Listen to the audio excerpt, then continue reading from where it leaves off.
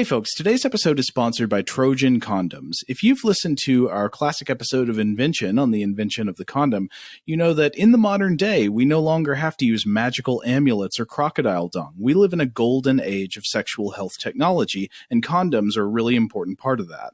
Most pain points with condoms are caused by poor fit or wrong shape. Most wearers don't even know different condom shapes exist.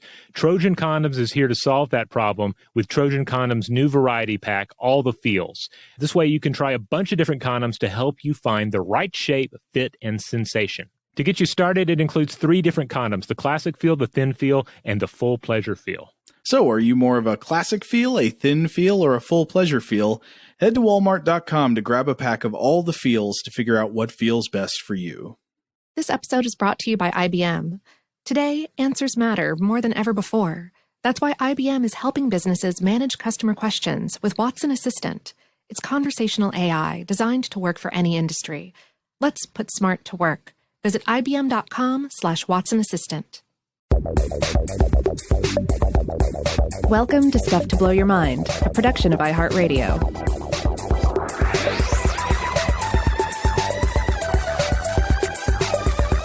Hey, welcome to Stuff to Blow Your Mind. My name is Robert Lamb.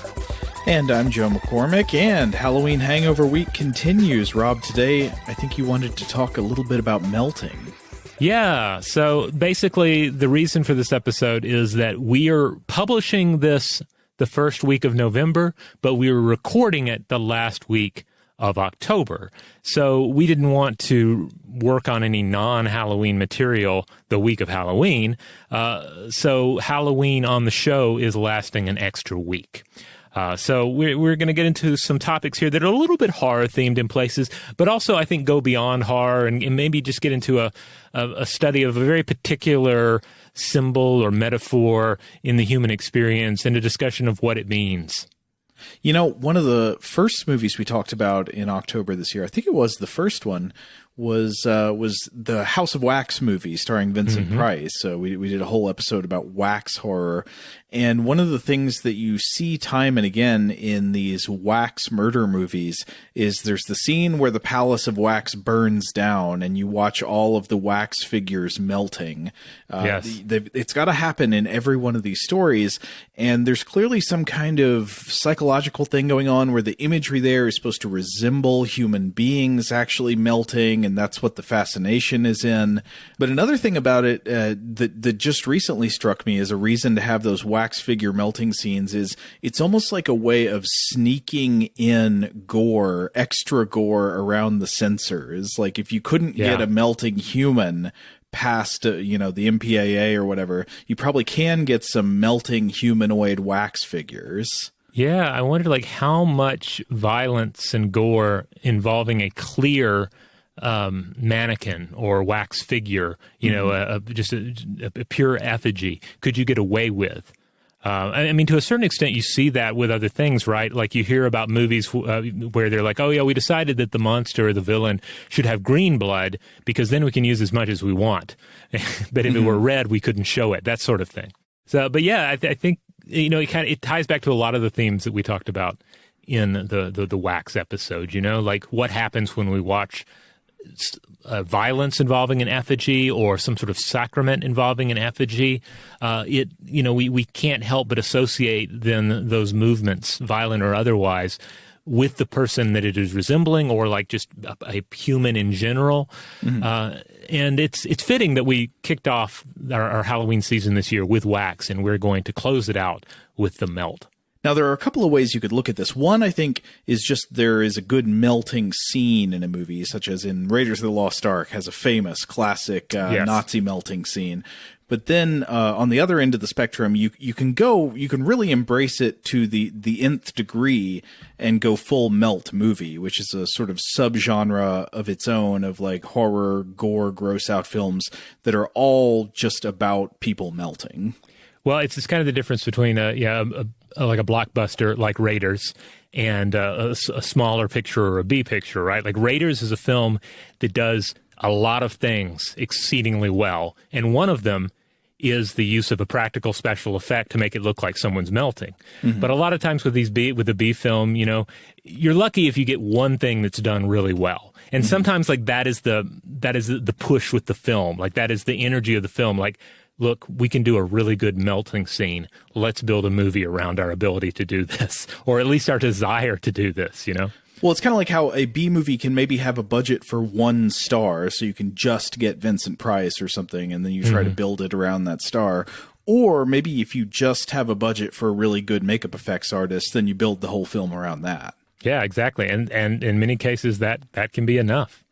I also think it's certainly a case, especially with some of these earlier pictures we're talking about, where they strike a chord. And there's something about the melting human that resonates strongly with us and makes us want to go back and re-examine it. Maybe not so deeply, certainly with some of these films, but we have to come back for more. There's just something intriguing about the melting human. And I think a lot of it does go back to wax effigies and some of the things we discussed in that past episode. But in terms of just the cinema that we grow up on, for my own part, and I feel like other people probably share this cinematic legacy as well, I think of Raiders, of course, from 81, which we just discussed. But the other big one, of course, is 1939's The Wizard of Oz, which is not the goriest scene ever, but a very memorable scene, often seen at a young age for the first time, in which the Wicked Witch of the West is splashed with water and melts away into like smoking nothingness. The feeling of that scene is very much defined by the fact that it's water that does it. Mm-hmm. If it had been sulfuric acid or something that supposedly melts her, that scene would be more horrific. But the fact that she's melted by water gives it a fairy tale kind of quality that actually makes it less body horrific, less gruesome, and more magical and like something that would happen in a Grimm's fairy tale. Yeah, exactly. The purity of water is the only thing that could destroy such a foul creature, right? Though that would be a hilarious ending to the movie where they find out the secret is you've got to throw sulfuric acid on the witch. All right, well, we're gonna get more into the contemplative part of this podcast in a bit, but we need to go ahead and talk about a few other melt movies before we move forward, just to establish the firm ground upon which we're going to build everything else. And I think one of the big ones is, or I don't know, maybe for some of you never heard of it, but a big one for me is 1977's The Incredible Melting Man. The plot here was not original to this picture. There had been at least one other film, probably more before it, that explored a similar contemplation, and that is you have an astronaut, goes into space, is exposed to cosmic radiation, and he brings this home. In this case, the radiation has caused him to melt, and he can slow down this melting by eating human flesh, and he also has radioactive powers, if I'm remembering correctly. Seems kind of similar to the plot of Monster A Go-Go, if I recall correctly. Yeah, and I think there's a movie with Frankenstein in the title that has a similar element. Like clearly, Frankenstein meets the space monster. Is that it? I think it had a similar plot. Yeah, and I think there are more films because obviously you're dealing with this one is perhaps a kind of an homage to the radioactive cinema of the previous decades, and like this was on everybody's mind in the post-war period, in the shadow of the mushroom cloud. You know, these were the kinds of myths we kept stirring up. Now, many of you probably know this film because it was featured on Mystery Science Theater 3000 back in the day. And the other thing that's really key about it is that the legendary Rick Baker did effects on it. And the effects are quite terrifying of this like melting man that's just kind of like perpetually melting throughout the film. Maybe in part because of the effectiveness of those effects, what started out as an intended horror parody became a straight horror film. Like the producers apparently took comedic scenes out of the picture in order to emphasize the horror. There's something about the melting man, especially when depicted convincingly through someone's work like Rick Baker's, that you just can't ignore.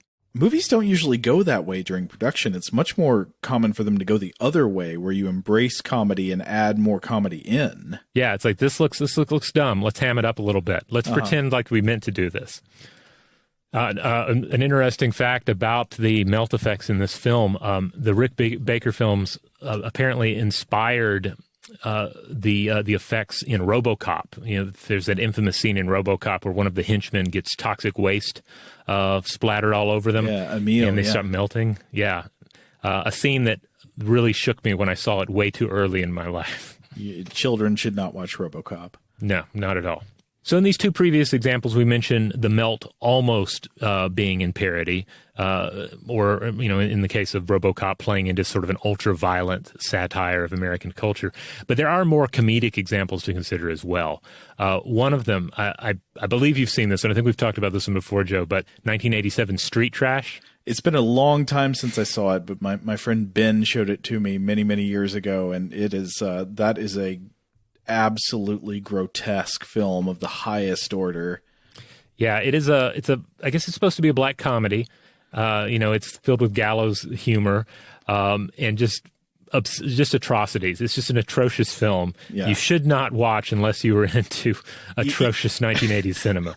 Even less for children than RoboCop. Yeah, it is just wall to wall humans melting and disgusting nastiness. Yeah, but the key melt, and it has a fabulous melt scene in it, involves this plot element where there's this cheap liquor that's going around. I think it's called like Tenafly Viper. Yeah, they find it in the basement of a liquor store and start selling it, and it makes people melt.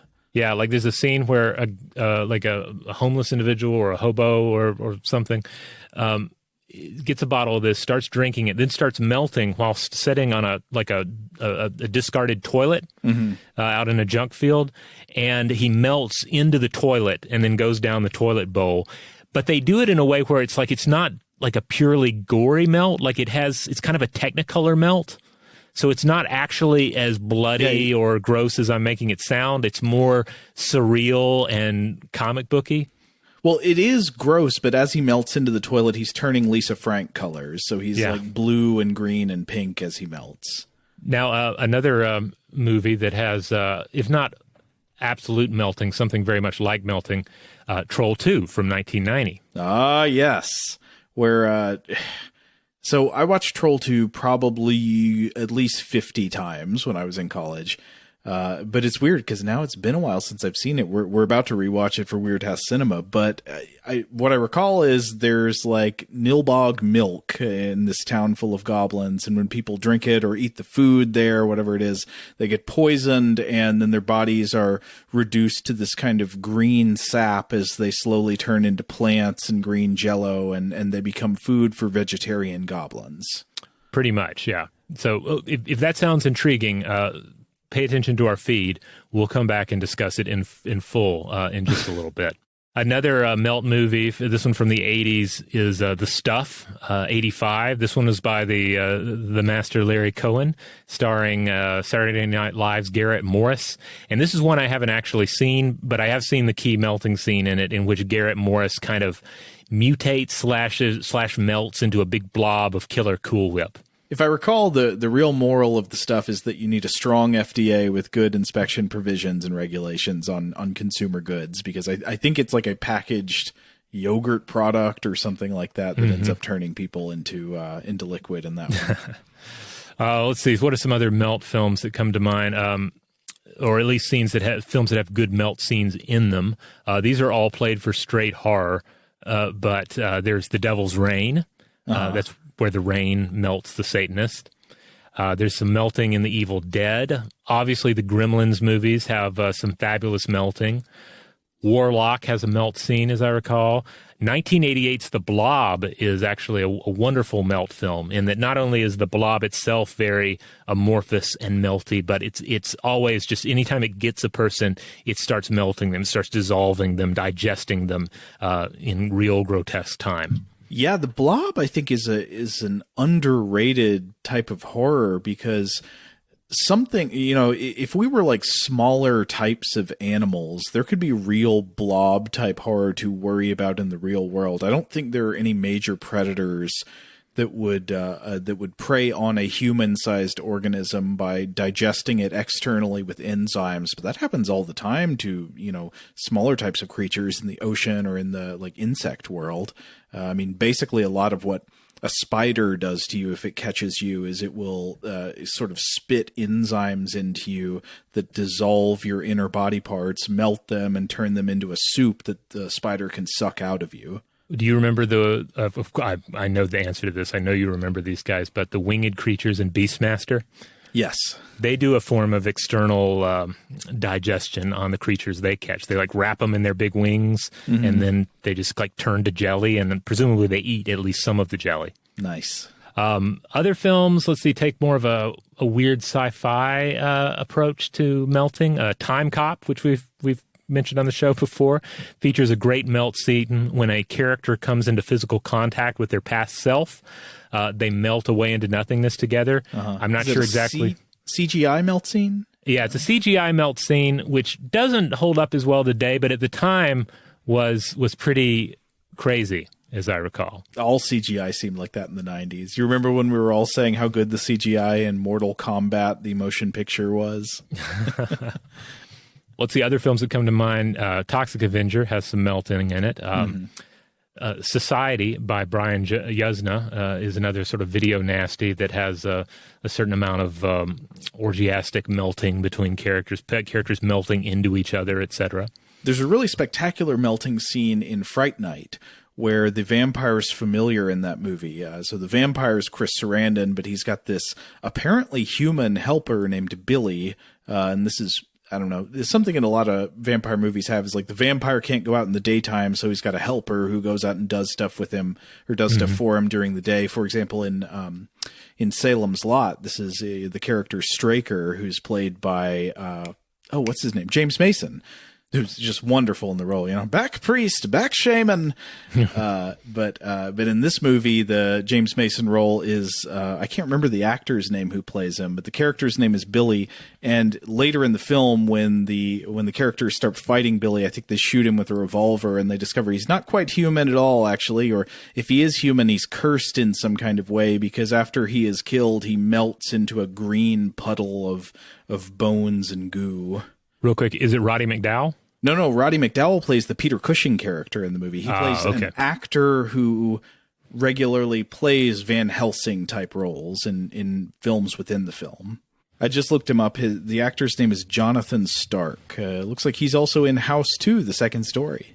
Oh. And in an episode of Tales from the Crypt. Maybe we'll have to come back to that another time. Now, another film that some of you might be thinking of that involves like melting, external digestion, etc., is, of course, David Cronenberg's The Fly, which we recently did, or sometime earlier this year, we did an episode on. Particularly, we discussed the themes of the plasma pool in that picture, because I think David Cronenberg's film here is worth focusing on, because certainly there's a lot of meltish body horror that's going on in that film, characters basically rotting and falling apart, etc. But the Brundle character brings up this idea of the plasma pool as this thing to dive into and be reborn out of, which itself is, I think, nicely represents the other side of the coin with our idea of melting, because it brings with it, again, the idea of rebirth. And we see a version of this in the natural world as well. It's not all just amoebas digesting things. We also see this gelification, this melting and then rebirth in Metamorphosis. So we often don't realize this, but what a caterpillar does inside a chrysalis or cocoon is essentially a full-body melt. It digests itself. It releases enzymes that dissolve almost all of its tissues, reducing itself to an oozing goop. Only the imaginal discs survive this process, and these develop into the adult body parts of the mature butterfly or moth that ultimately emerges. So again, the larval form must melt before it becomes an adult. It must, granted within the protective frame of the chrysalis or cocoon, it must give up all of its hard exteriors. It must liquefy, undergo a self-digestion, become an ooze, and then that ooze becomes the butterfly. It is weird to think about, if you focus on it for a second, that across every generation of humans, the body plan has to return to a mass of undifferentiated cells. that, Yeah. you basically turn into a little lump of goo. And then, of course, the body can be reconstituted based on recombined DNA from the parents. But yeah, for a while, this line of organisms coming down the ages, ever since the beginning of life on Earth, has always been reduced back to a kind of primordial ooze with each generation every time it changes over. Yeah, I wonder if, especially as we get more into, certainly the modern age and a more scientifically literate, public, I wonder if that plays into our appreciation of the melt, at least on a subconscious level. This idea that we are all essentially creamy nougat, and therefore to see us reduced to creamy nougat, fills us with a certain wonder or horror or just sort of, kind of spiritual awe. Yeah, our genetic essence, at least, is contained in the nougat, and we could be rebuilt from the nougat. By the way, on the topic of imaginal selves, I once wrote an article about gremlins for How Stuff Works, in which I tried to make scientific sense of the gremlins' biology and the gremlin-mogwai relationship, which was a challenge to do, but I felt like the closest we could come to describing some of the things that happen, like the water triggering asexual budding, or specifically the idea of sunlight melting them, might be linked to some sort of biological impulse to self-digest within the cocoon that is then triggered outside of the cocoon in the case of light-exposed mogwai and gremlins. You should have been present at that scene depicted in the Key and Peele skit where they're coming up with a lot of gremlins too. Yes. Yeah, that's one of my favorites. All right, we're going to take a quick break, but we'll be right back. Hey folks, today's episode is sponsored by Trojan Condoms. If you've listened to our classic episode of Invention on the invention of the condom, you know that in the modern day, we no longer have to use magical amulets or crocodile dung. We live in a golden age of sexual health technology, and condoms are a really important part of that. And yet 70% of condom wearers don't even know different condom shapes exist. Trojan Condoms has over 30 different varieties to choose from, including thin, ribbed, lubricated, non-lubricated, straight, and more. And it shouldn't be a taboo topic. People should be out talking about sexual health and especially how Trojan condoms can keep you safe. Most pain points with condoms are caused by poor fit or wrong shape. Like we said, most wearers don't even know different condom shapes exist. Trojan Condoms is here to solve that problem with Trojan Condoms' new variety pack, All the Feels. This way you can try a bunch of different condoms to help you find the right shape, fit, and sensation. To get you started, it includes 3 different condoms: the classic feel, the thin feel, and the full pleasure feel. Experience less restriction with the full pleasure feel or more sensation with the thin feel. So, are you more of a classic feel, a thin feel, or a full pleasure feel? Head to walmart.com to grab a pack of all the feels to figure out what feels best for you. Hey everybody, this podcast and the following message are sponsored by Monday.com. If you've ever worked with a team that's really on the same page, you know teamwork done right can blow your mind. Monday.com is the teamwork platform built to highlight the best parts of working together. From transparent communication to clear project planning, Monday.com helps your team meet their goals together consistently and thoroughly. Whether you need a high-level view or want to dive into the details, Monday.com gives your team a shared workspace to collaborate, plan, and find the answers you need to move fast. Getting your team set up is simple with industry-specific templates, top-rated customer support, and endless ways to customize how you work. Make your teamwork mind-blowing in 10 minutes. For a free 2-week trial, head to Monday.com. That's 14 days free on Monday.com. All right, we're back. Well, so with regard to organisms actually melting, sort of like turning into a liquid or a goo, there was something I briefly wanted to touch on, and it's kind of parallel to some things we've talked about on the show in the past. For example, when we did an episode, I think it was last year, about pressure, about where we talked about, say, organisms that thrive under high pressure deep in the ocean. One of the things we talked about is that sometimes when fish from deep waters are brought up to the surface, they can undergo a kind of traumatic body response to the lower pressures that they're exposed to on the surface. So there are, for example, types of rockfish or other fish that can suffer eversions of their digestive systems as their swim bladders expand with lower pressure when they're brought up to the surface. So it can actually like push their stomach out through their mouth, which is really disgusting.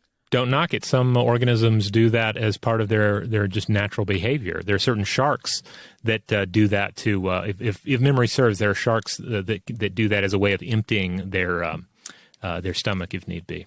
It's called stomach eversion. Well, for these fish, it is not part of the plan. It's not voluntary. No, it happens because, like, as they rise up, the lower pressure makes the gas in their swim bladder naturally expand. It pushes everything else out of the way, and their guts get like pushed out through their mouth, which is not good to happen to them. And there are similar things that can happen, though not quite as stomach eversion, a little bit more melty, that happen to other organisms. The example I was looking at was a type of fish that is known as the snail fish, and there are a number of different types of snail fish. This is it's a genus known as the Liparidae, and Liparidae often dwell in very deep, very cold waters, especially in ocean trenches. And so I was reading a New York Times article about a discovery of several new types of snailfish in 2018. The article was by Veronique Greenwood, and it was about discoveries of 3 new types of snailfish of the Atacama Trench, which is off the coast of Chile in the southeastern Pacific Ocean. And this trench gets very deep. It's almost 5 miles deep. And down in the dark there, some researchers, I think some of them were associated with Newcastle University, they discovered these 3 new varieties of snailfish, but they were describing the difficulty in bringing these fish up to the surface because the fish are adapted to these extremely deep waters. And so they were speaking with a researcher named Thomas Linley, who's with Newcastle University, who says that their tissue is almost entirely gel. Quote, they are really supported by the water around them. So they do have some hard body parts. They have teeth. I've read most species of snailfish have these kind of blunt little cuppy kind of teeth. And then they've got tiny bones, according to this article, especially in the inner ear. And these are really the main hard parts of their bodies. So if you grab some of these snailfish and then you try to bring them up to the surface to examine them, it all just goes to hell, because when they're no longer confined by the hydrostatic pressure of the deep water and the extremely low temperatures of this deep ocean trench, they essentially just melt when they get to the surface. Quoting Thomas Linley, they fall apart at like the molecular level. It's like a ghost thing that's disappearing in front of your eyes. And you might think, well, why would a fish be that fragile? You know, wouldn't it need to have a little bit more structural integrity to survive? But no, it's because it's adapted to these extreme conditions that are present only in this deep ocean trench where it lives. Greenwood writes, quote, this may be because shallow water snailfish gain adaptations that let them thrive in the deepest ocean where they have plenty of prey. So there's less competition down there because less stuff can survive there. Quote, but then because of these physiological changes, they find themselves unable to rise to higher levels to leave, and thus are never seen by humans. So at the deepest parts of the ocean in these trenches, you get these islands of adapted organisms, including these types of snailfish, that have to make major changes to their bodies through evolution in order to survive down there. But then once they make those changes, they're kind of stuck, right? They're not going to migrate out of these deep water trenches once they're there, because now they have bodies that can't survive at the lower pressures and higher temperatures of more shallow water. It's like becoming a professional podcaster. Right. You realize, oh my goodness, yeah. I don't know if I can handle different depths. I'm maybe stuck down here. Yeah, you're in the challenger deep of career paths where you're like, I specialize in talking about science and horror movies. Yeah, people, it's a really useful skill. You know, this actually ties in with a lot of stuff we're talking about, because even in this, we're joking about the fear of change and perhaps clinging to stability. And in the case of this creature, this is a creature that thrives in this narrow environment that is pretty stable, but it cannot handle change at all. And melting, and our fear of melting, our desire to melt, etc. A lot of this does seem to center around how we deal with change. And I think one thing to keep in mind is that melting, we certainly touched on a lot of horrifying examples, but melting doesn't have to be bad. Just look to our language, because we have some really positive ideas and metaphors that relate to melting at time, like the idea of melting with joy, or seeing something or experiencing something that, quote, just makes you melt. I'm sure, especially if you or someone enjoys like metal or dubstep music or some other kind of genre that has kind of an atmosphere of intensity to it. Sometimes you'll say loudness. Loudness. You'll hear about how it is face melting, right? Mm-hmm. And that is largely depicted as being a positive thing. Yeah. One of my favorite musicians is Neil Young, and I remember an interview many years ago where Conan O'Brien was interviewing him, and he told him, I watched you at some concert play a rendition of Rockin' in the Free World that made my eyes melt. It's clearly a compliment. Did he mean crying? Was he crying? No. I think he just meant like it was so powerful it like destroyed my body, but he meant it as a compliment.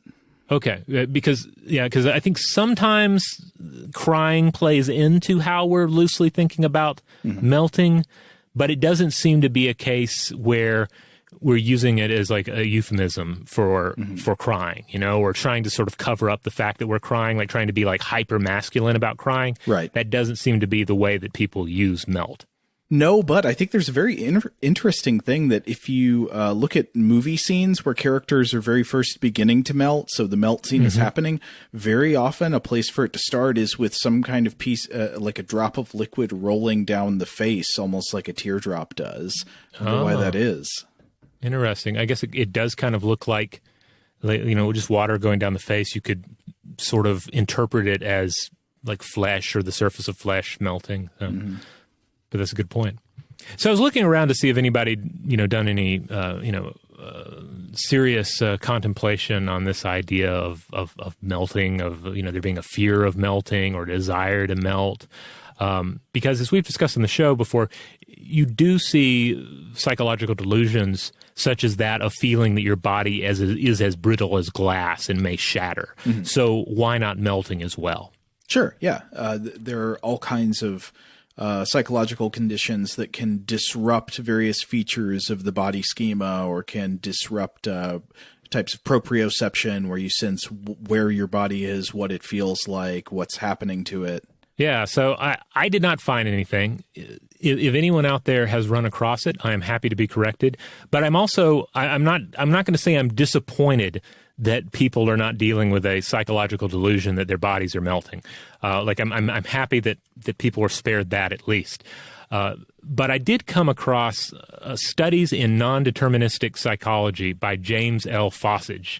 This is National Institute of Psychotherapies in 1980.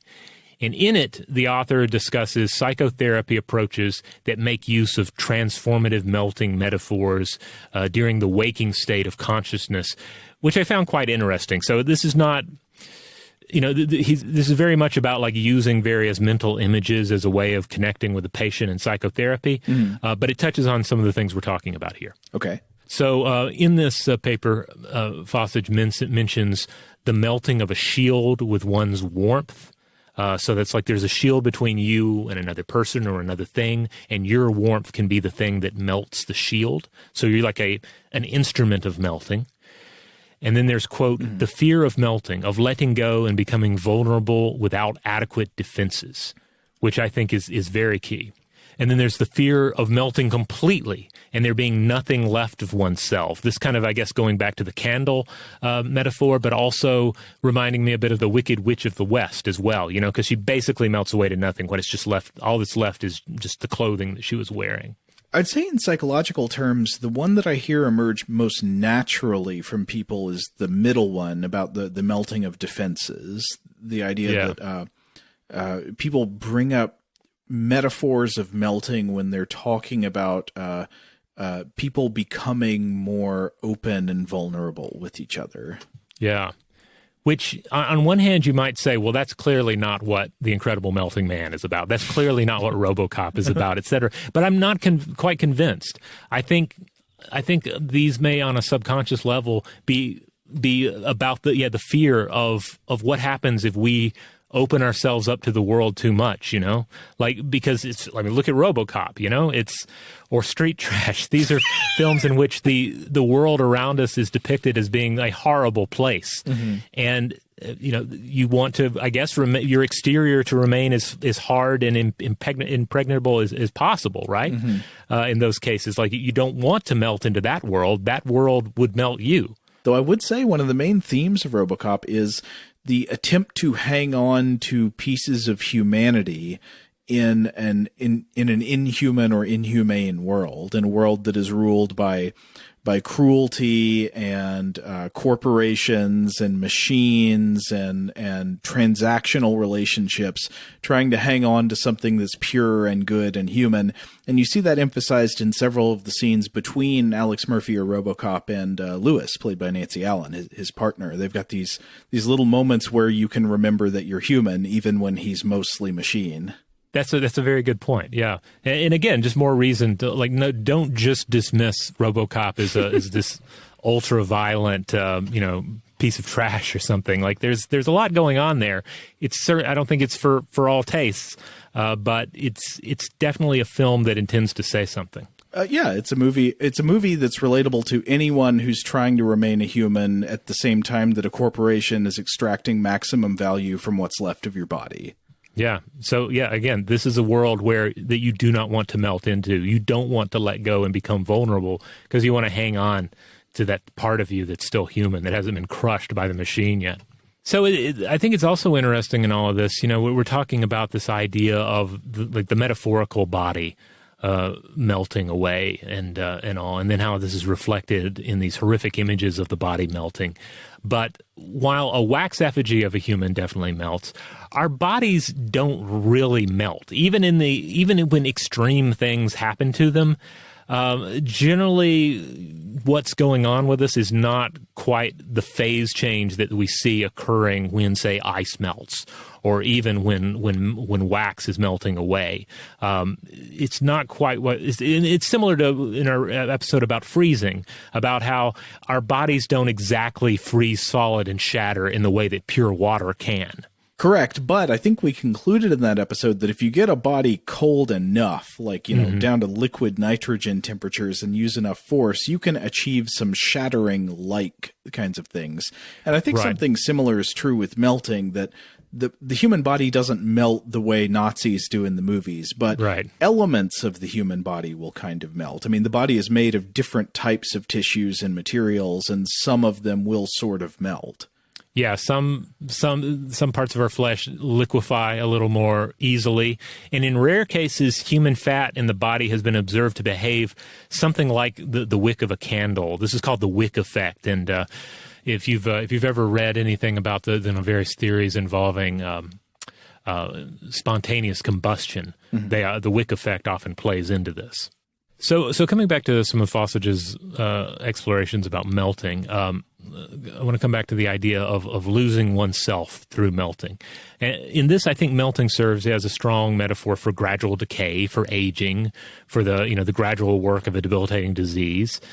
These effects coupled with the totality of death, because death robs us of everything that we are, and in its wake, there can be an almost candle-like experience, right? Again, think back to what we talked about in the wax episodes about how the candle often had magical connotations in various cultures because it was this physical thing that burned away completely or almost completely.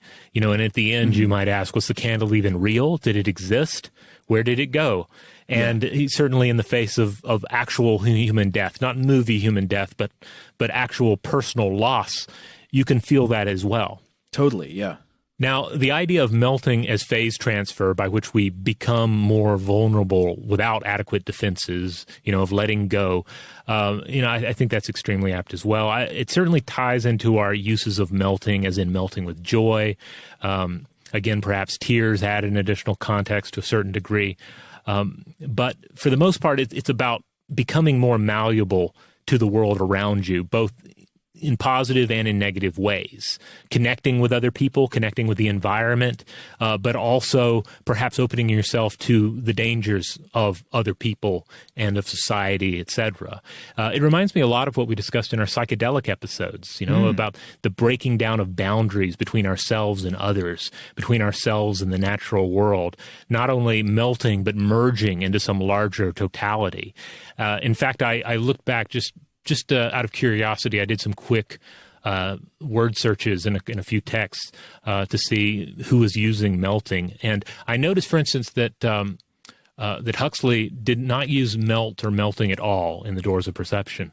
But, for instance, far more recent work in How to Change Your Mind by Michael Pollan, he uses melt or melting multiple times in the book. It seems like a pretty handy contemporary mental image to draw upon to make sense of what's happening with the psychedelic experience. Well, yeah, I mean, in fact, I would say melting becomes an interesting way of thinking about psychedelic compounds' effects on our perception, because it even comes through in just the sheer mechanics of how imagery transitions under the effects of many psychedelics, where there are these things that people talk about, like using terms like tracers and things like that, where mental imagery and even visual imagery as perceived normally doesn't transition as quickly from one state to another, but there seem to be sort of drag effects in between images. Do you know what I'm talking about? Yeah. And that this simulates a kind of liquidity of mental content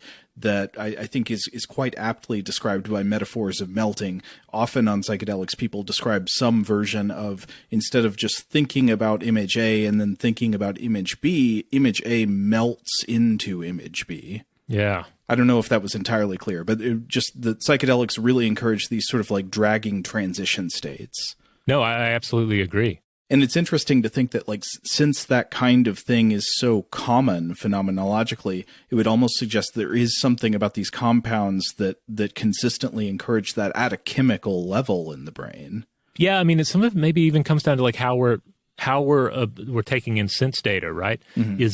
Are we taking in abstract facts about the reality around us, or is it a more fluid observation of reality in terms of making note of changes? Oh, that's very interesting. So, like, instead of that, maybe you could more easily in a normal frame of mind look at one thing and then look at another thing because you've got cognitive filtering that you're applying to your visual sense data, that's sort of like excluding the transitional middle period of what your eyes are doing. But on the psychedelic, you're processing things in a rawer way that does not filter out the transitional period as efficiently. Yeah, like instead of saying, oh, that's my face in the mirror, it's more, it's a continual updating of it that can create kind of a melting effect without it actually looking like your face is straight up melting. So I would never attempt to argue that something like, that to say the psychedelic experience and humanity's history of the psychedelic experience is certainly in the 20th century would have been like the sole influence on all of this melting fixation in cinema. But I can't help but wonder if that's part of it. But clearly you still have other things. You have just the cinematic influence and tradition that's going on when, people watch a witch melt in one film and then create a melting effect in another film later on. Obviously that's part of it. And I think also the materials in our surrounding culture are a big part of it as well. I mean, we see that, again, with wax, observations of wax, and then what happens when you create a human of wax.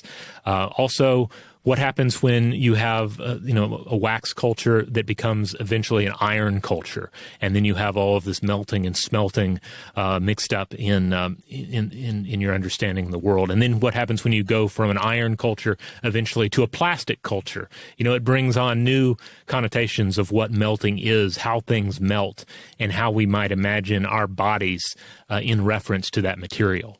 Oh yeah, I was just thinking about the metaphors we live by here. So the metal metaphor is one in which it takes a tremendous amount of work to change one's shape.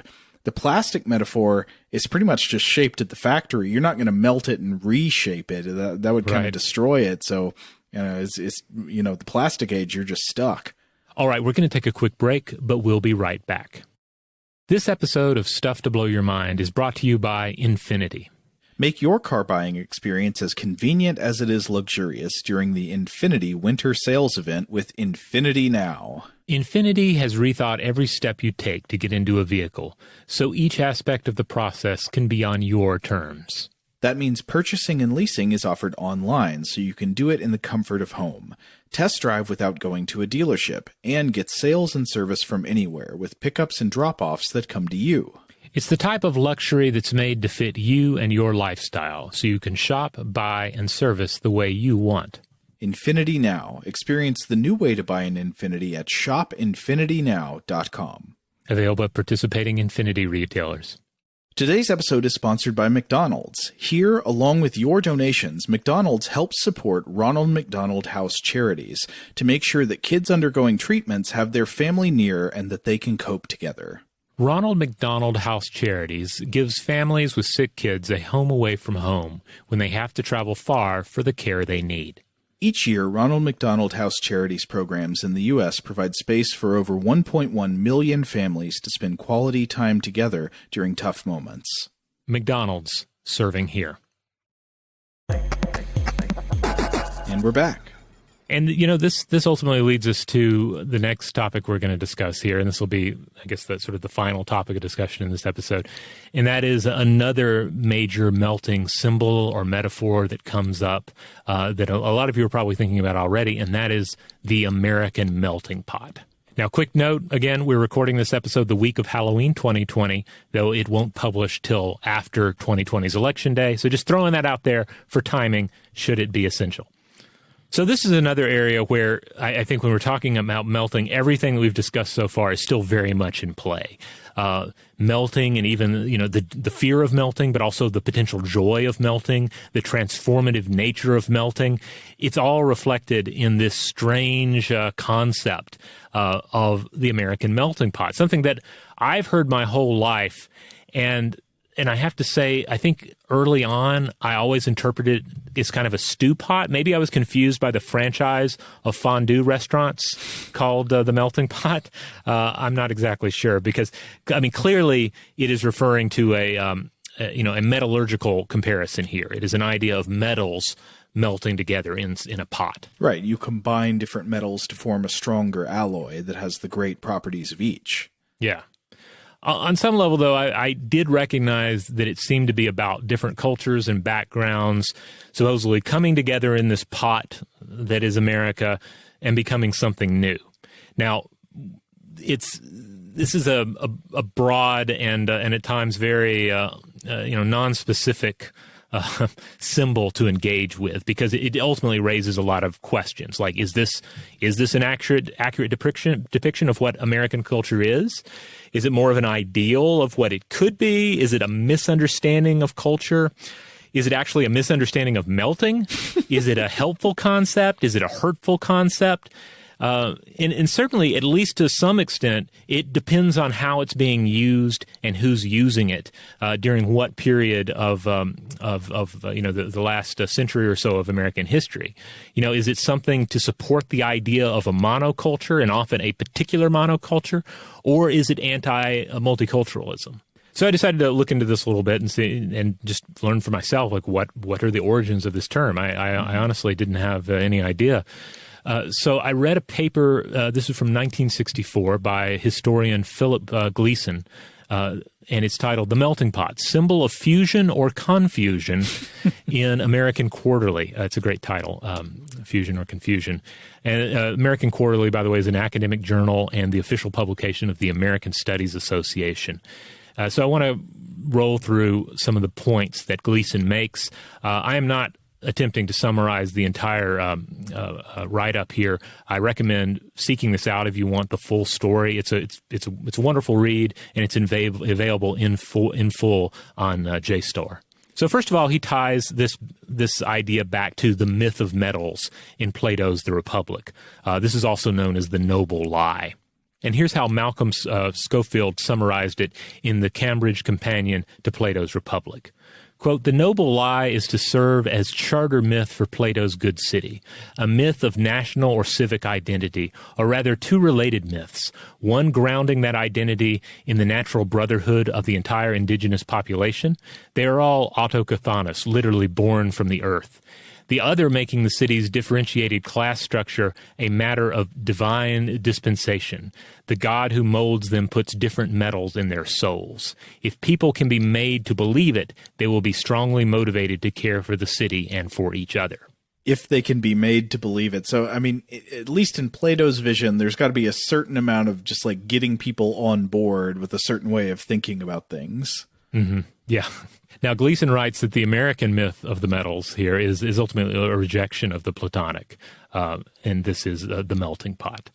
Quote, "Unlike Plato's, it was not deliberately contrived to provide a supernatural sanction for the existing social order, but it is intimately related to the origins and nature of American society." Okay, so it's not a supernatural myth that you would tell people, like a story that you make up to unify them. But in the case of American society, it's supposed to be a fact that is literally just like descriptive and self-evident. Yeah, the interesting thing that Gleason drives home about the melting pot, and I hadn't really thought about this as well, is that it's a curious thing to be so entrenched in the national mindset. Because on one hand, it is not an actual thing you can point to. Like, you can't go to Boston or Washington, D.C. and be like, hey, family, should we go see the melting pot? Yeah, there it is. We've heard all about the American melting pot. Yeah, behold. No, it's not a thing. And on the other hand, it's not a proper symbol either. You can't say, oh, let me fish some dollar bills out of my wallet. Oh, yes, here's the melting pot right here. If you were asked to draw the melting pot, what would you draw? It's not a concrete symbol per se. To the extent that it's a symbol, it's only a linguistic one. Like the phrase is a symbol, but it's never depicted. Yeah. So Gleason says that it might be more fair to consider it a concept or a theory, but he also discusses it just in terms loosely as a symbol throughout the paper. He points out that it's used in many ways as a simile. America is like a melting pot. Sometimes it's a metaphor. America is a melting pot. And sometimes it's a symbol. They traveled across the sea to be part of the melting pot.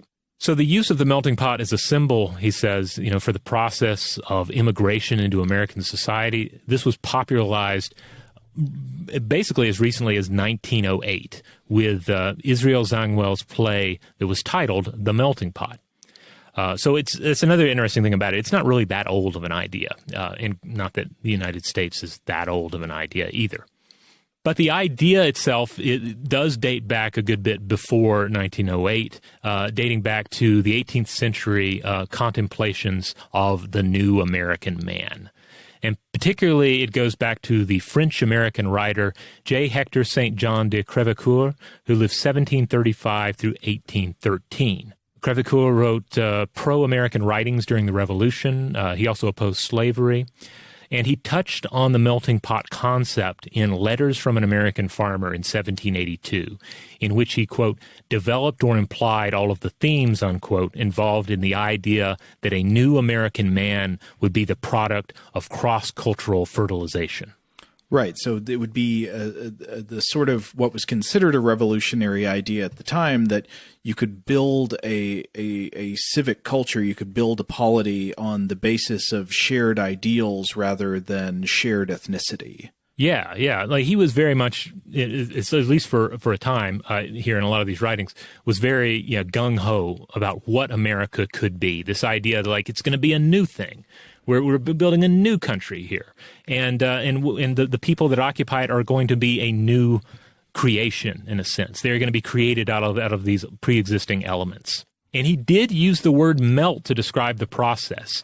Quote, individuals of all nations are melted into a new race of men, unquote, which at least in some ways sounds futuristic and positive. It sounds very plasma pool. Mm-hmm. In his wake, though, you see other people occasionally use it in a different fashion. For instance, DeWitt Clinton, described by Gleason as a nativistic congressman, used it in the 1840s as a criticism of immigrants who did not melt into American culture and kept aspects of their own culture.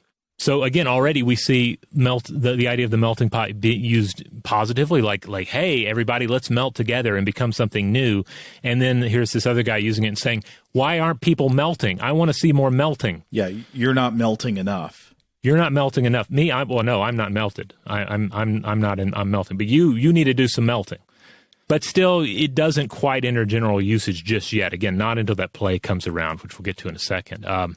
Ralph Waldo Emerson, however, who lived 1803 through 1882, he came close in discussing how America would, quote, construct a new race, a new religion, a new state, a new literature, and that it would be as vigorous, quote, as the new Europe, which came out of the smelting pot of the Dark Ages. So Gleason points to a few different examples there, but the melting pot again doesn't really take off in our language until the early 20th century. In that period between the dawn of the 20th century and the start of World War I. This, Gleason says, is a time when 1 million immigrants roughly entered the United States of America. Most of them were from Southern and Eastern Europe, and the resulting communities in major cities were considered by some to constitute an immigration problem. Thus, the notion of the melting pot. There was a fear of an expressed fear of what non-assimilating immigrants meant for the country. Now, the play itself was a big hit, at least with audiences. Apparently, not so much with the theater critics of the day. But the plot concerned a Russian Jewish immigrant family and the main character's desire to melt into a new future devoid of ethnic division and hatred. And it also concerns the plight of the Jewish people in this period of history. But in criticizing the average American of the day, it also, proposed it put forth this idea that the melting pot is not something that has been done or is done, is not part of a process that we see completed in any person around us, but rather it is an ongoing process that we're all going to be reborn out of, if that makes sense. So if I understand the play correctly, the concept of the melting pot employed here is not one of, hey, immigrants, go get into the melting pot and then come out and then you can be with me. It's more like we are all in the melting pot. We are all melting into something better and new.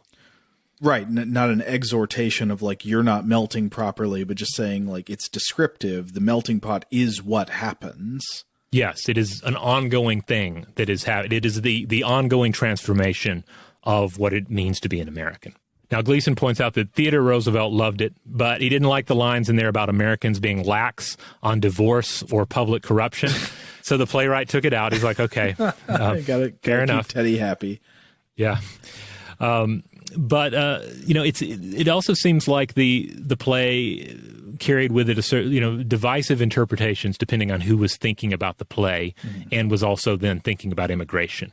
Is it preaching too much conformity on the part of the immigrant or too much transformation on the part of the nation? And I guess in that respect, it sounds like the play did what good art should do, right? I mean, it's maybe pissing off everybody to a certain extent or making everybody think about like what's going on in the country. Well, if I'm understanding correctly, I mean, it may be sort of assuming something that sounds kind of ahead of its time, which is that the cultural assimilation of immigrant communities into a new country is not necessarily what the nativist the angry finger waggers are saying, that you're not assimilating good enough, that they need to become like the nativist finger waggers.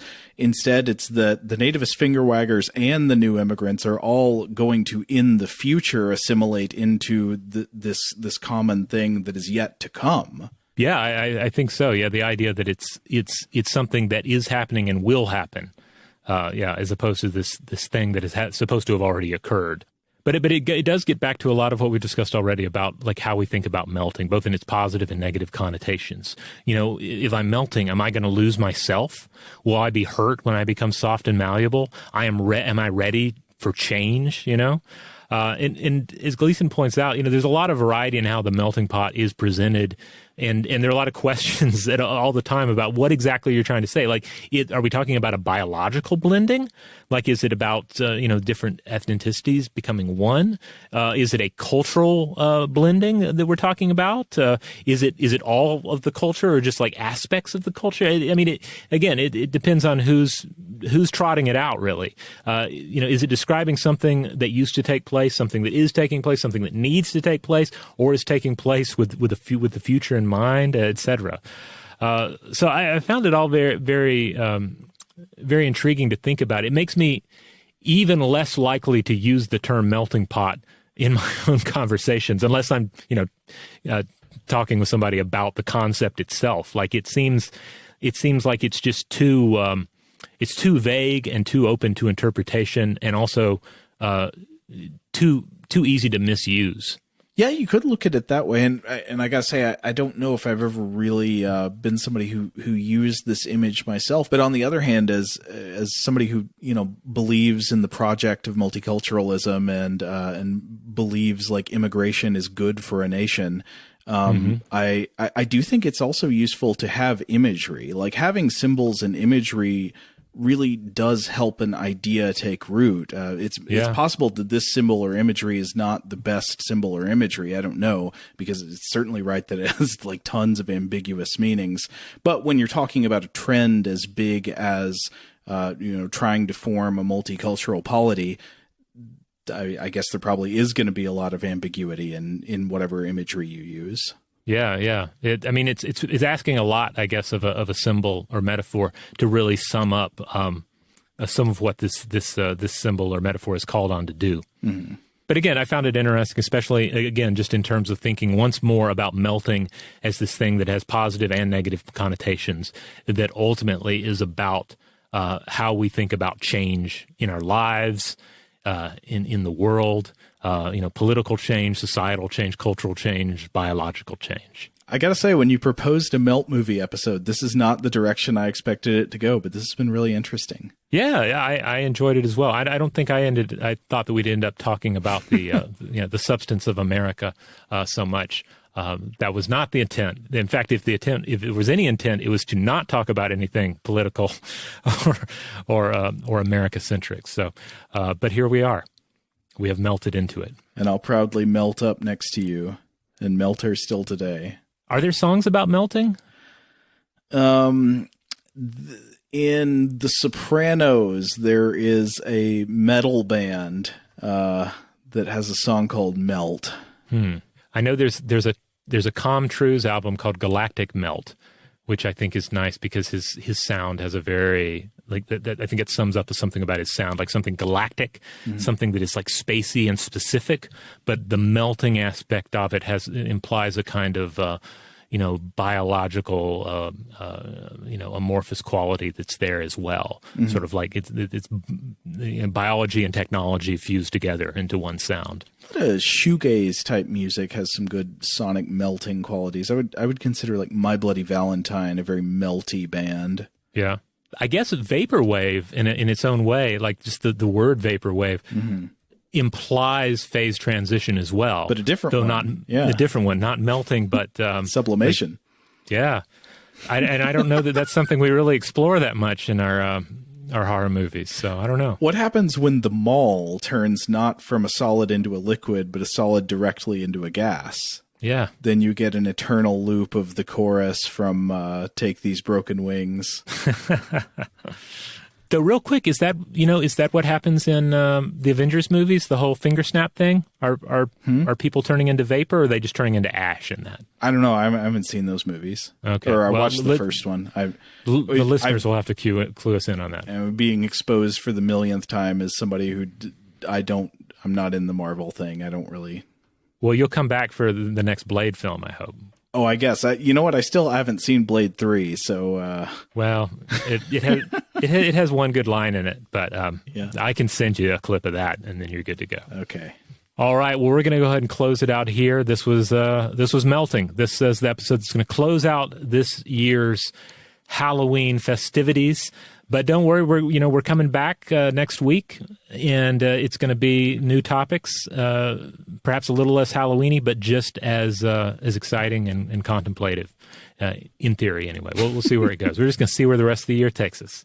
In the meantime, if you want to check out other episodes of Stuff to Blow Your Mind, you can find us wherever you get your podcasts and wherever that happens to be. If you have the ability to do so, just rate, review, and subscribe. You can always find us at StuffToBlowYourMind.com. That will shoot you over to the iHeart listing for this show.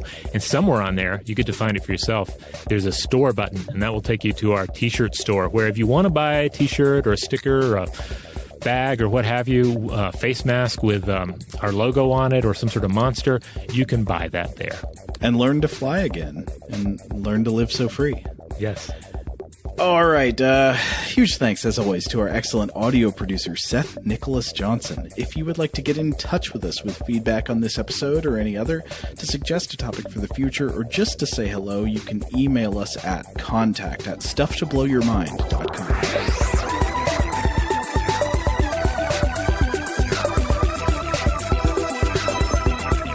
Stuff to Blow Your Mind is a production of iHeartRadio. For more podcasts from iHeartRadio, visit the iHeartRadio app, Apple Podcasts, or wherever you listen to your favorite shows.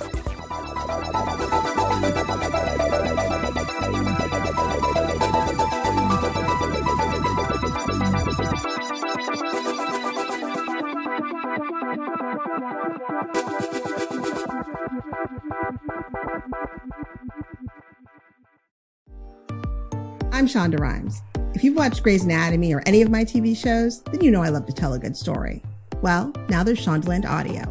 We've partnered with iHeartRadio to launch a slate of great podcasts. You can listen to the first 4 right now. Katie's Crib, Criminalia, Go Ask Allie, and You Down. And we have so much more coming your way. We can't wait for you to hear it all. Welcome to Shondaland Audio. Listen to all the new Shondaland Audio shows on Apple Podcasts.